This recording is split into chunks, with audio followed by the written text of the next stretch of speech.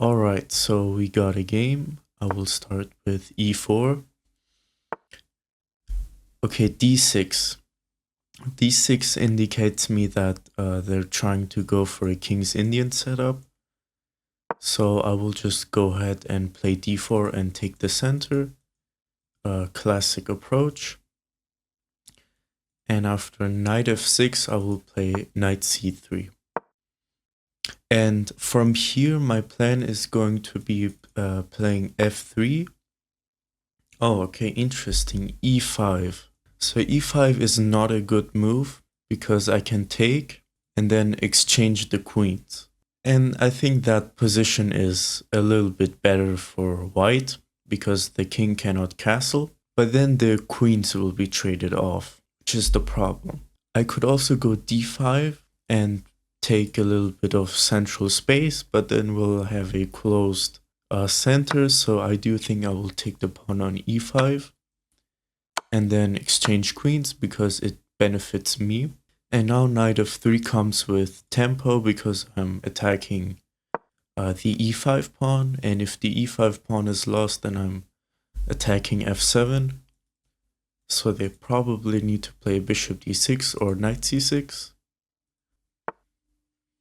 Right, bishop d6. So I could play knight g5 and go for some attack on f7. I guess that is pretty good, but it can be easily stopped with rook f8. But then I have bishop c4 attacking f7 once again. And I think that will be really nice for me. And also there's a chance that they'll just miss that f7 is hanging. And in general, you want to attack in chess, you want to go forward and create threats. So I think knight g5 is a reasonable move. Now I don't know what Stockfish thinks of this, but I'm okay with this. They could also play bishop e6, right? Okay, they play rook f8, normal move, trying to defend f7. And now I will go bishop c4 and attack f7 once again. And then we will see how they will defend. I'm imagining, yeah, king e8, that's exactly what I was thinking. Now I guess I could castle, and then in the next move my knight will get chased away. Is there anything else? There's not really much we can do here. I guess maybe knight b5, but I don't know, maybe that's just overextending at this point. And then maybe playing f4, or maybe playing f4 right now takes. If I play f4 right now, they're going to take, and I can't take back right now, but if I castle, then my knight is going to get chased away, probably to f3, and then I can't play f4, which is here, knight b5, let's say knight c6, take, and then maybe f4. Yeah, you know what? I think I will just go ahead and castle. I don't think there's anything wrong with castling. Yeah, and my knight is going to get chased away, but that's fine. I would like to go knight b5. Okay, they play c6 to prevent that. Interesting. Now this bishop is undefended. Can I take advantage of it right now? Maybe rook d1. And let's say they back up.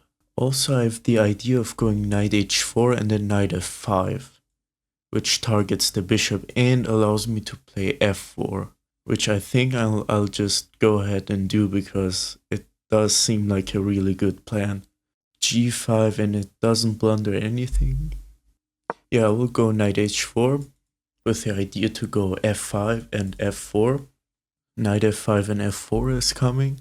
Yeah, but what I will say is that this position is a little bit dry. There's not a lot of tactics going on. I mean, if you trade queens, that's just what happens. Sacrificing is interesting. But no, I think that's too much. I don't think it's worth sacrificing here. Okay, b4. So yeah, where do we move the knight? probably a4 or e2. Yeah, on a4, I don't really see any future for my knight. So, yeah. Oh, yeah, I just forgot. My e4 pawn is going to be hanging. Yeah, that's unfortunate. Man, I really didn't expect this b4, b5, b4 idea. But yeah, they're going to take the pawn. And then I don't have knight f5 anymore. But I do have f4. Oh, wow. I just realized if I play f4, there's bishop c5 check. If I go here, there's knight check. If I go here, there's some really annoying checks going on, which is not what I want. I could also play f3 first, but that falls into bishop c5 again. Yeah, probably bishop e3 seems like a logical move. Yeah, and then g5. Yeah, I will play bishop e3. Alright, bishop a6. It's a move that makes sense. Attacking my knight, and if I move my knight, the rook is hanging. So I will probably play rook e1, defending my knight, and I think we should be good. Should be fine here. Yeah, rook e1, defend the knight. And also bishop e3 conveniently covers c5 so that there's no bishop checking me here, and I would like to go f4 and, you know, open up the center to get to his king. Okay, knight d7. I guess they're trying to just developing even more. So now it's interesting. I can play f4. If they take, I will probably take with a knight. And then, yeah, this knight is also on the e file, so that's a big plus. I could play bishop a4, but then they'll just defend this pawn, but it's still not a bad move. Knight f5 is also a move. Let's say they go here, then I could take the pawn. Wow, there's so many moves here. I could also play rook d1, attacking the bishop. Bishop drops back, and then, yeah, there's a lot of good-looking moves, but I can't choose. I do tend to knight f5, though. Let's say they go here. Oh, then I just take. Yeah, and also I'm attacking here. Yeah, knight f5 just looks very good. Attacks the bishop, attacks this pawn. And also I could go f4 and rook d1 as my next move along with bishop a4. So we got some moves to play here. Okay, bishop c5. So it's protected by the knight. If I take this pawn with check, let's say they move the king. Takes. There is no check. Yeah, I do like taking on here first, just to see what happens. Yeah, I will take this pawn with check. The king has to move. And then if king e7, I might just go back with knight f5. Okay, the king goes to e8. The rooks are still disconnected. This would be really nice, but it's not possible because of the pawn. Right, if I take, then they take. Yeah, I'm just not convinced about taking this bishop on c5, honestly. I think I'm just going to go knight g3. Takes. If I take on c5, then they will take. And it attacks my bishop. Wait, here, check. So they go here. Yeah, this is a really complicated position. Yeah, honestly, I think I'll go knight g3. Yeah, it looks to me I'm defending the bishop with the rook. I would want to take the bishop with the rook, and I'm just improving this piece. I'm opening up the rook. Yeah, so he does take, and we will take back, no problem. And also they have traded their active knight for my not so good knight, so I think that's definitely a trade that benefits me, which is really nice. So they do take on here as well. I think I will definitely take with the rook. And these pawns, even though these pawns are doubled, they're still together, which is very good. And I would like to go rook d1, pinning this knight, and then I can capture this. If they move this f pawn, then there is a fork, and bishop a4 looks also very good. Yeah, this light squared bishop is black's best piece.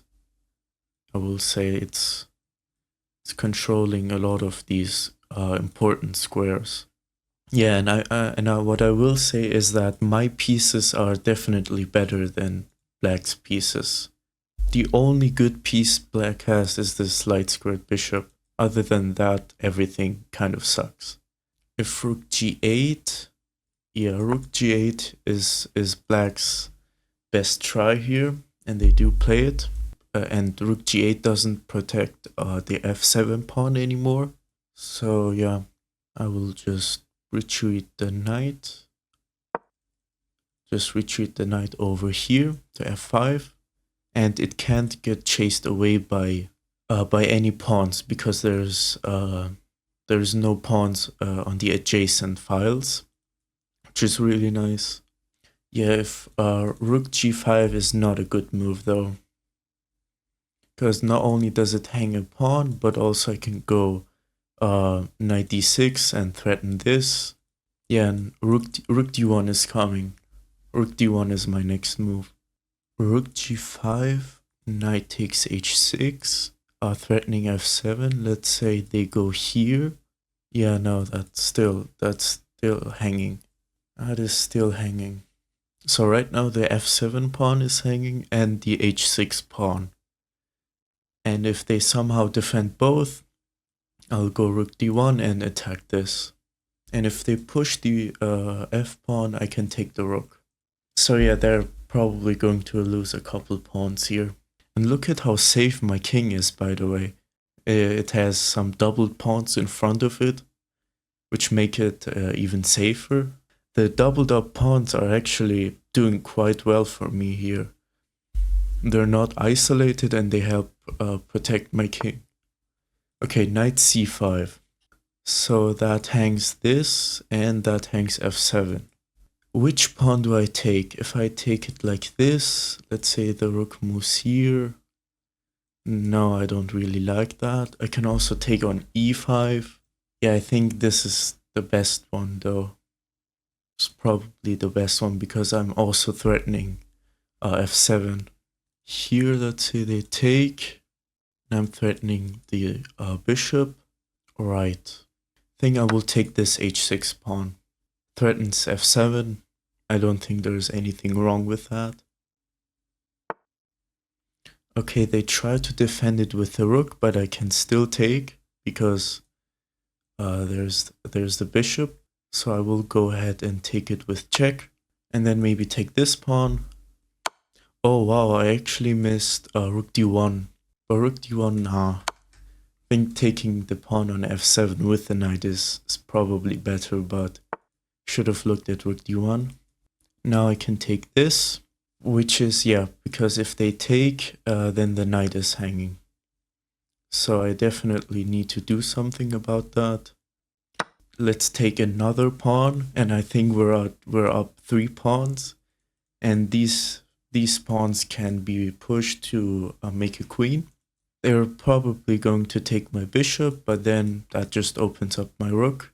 And rook e8 doesn't really do anything. I mean, it doesn't pin my knight. I mean, yeah, they do play it. I can still move my knight, by the way. Here, let's say here. Yeah, no. Rook e1, rook d1 are all moves. Yeah, what I will say is bishop c4 is actually underrated, I think, because I'm just trading another piece and I'm taking away their light squared bishop, which is a very good piece. I think we'll have to go with bishop c4, which is completely fine. Bishop c4, looking to trade the light squared bishops off. And then after I take with my knight, it also defends the rook. So if he trades rooks, I can take with a knight and not double up my pawns, which is perfect. Yeah, now I'm just up 3 pawns. I think this should be a good game here. So yeah, rook d1 takes away the d2 square for the knight, brings in my rook. So yeah, they are trying to do some counterplay over here. Could go f3, but then this pawn is hanging. Knight g4 is a consideration. Yeah, I think knight g4 is probably the best thing here. I could also go rook d4. Let's say they take. Maybe not. Maybe I just let him take and then go rook f1, rook f1 maybe. I think I'll go knight g4, defending the f2 pawn, and also maybe trying to go here. And yeah, then we'll have to convert this position. Okay, a5. Let's start with rook d4, attacking the knight. Yeah, I have to speed up a little bit. Only 1.5 minutes, attack the knight. Make this go away. Okay, interesting, they defend. Takes. Yeah.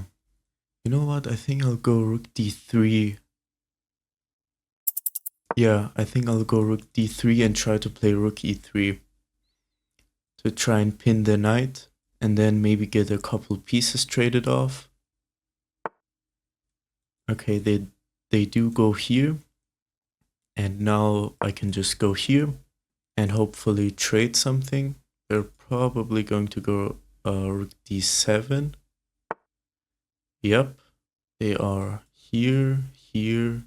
I'm gonna have to cover my 7th rank here. Yep, let's go rook e2. Cover my 7th rank. If check, I'll just move. And then I'm gonna have to push these pawns to try and win the game. I would have loved to trade the knight though. Trading knights would have made my life a little bit easier. But anyway. Yeah, they could go rook b1, rook a2. Maybe do something over here. Yeah, they are attacking my knight. So I will move my king and protect the knight. And then I'll need to push. There's a nasty check. Let's go here. Wow, is this actually checkmate? I think it is.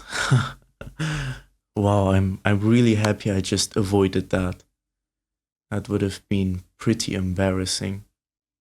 But anyway, king f5, and then move the knight maybe here. Move the rook over here.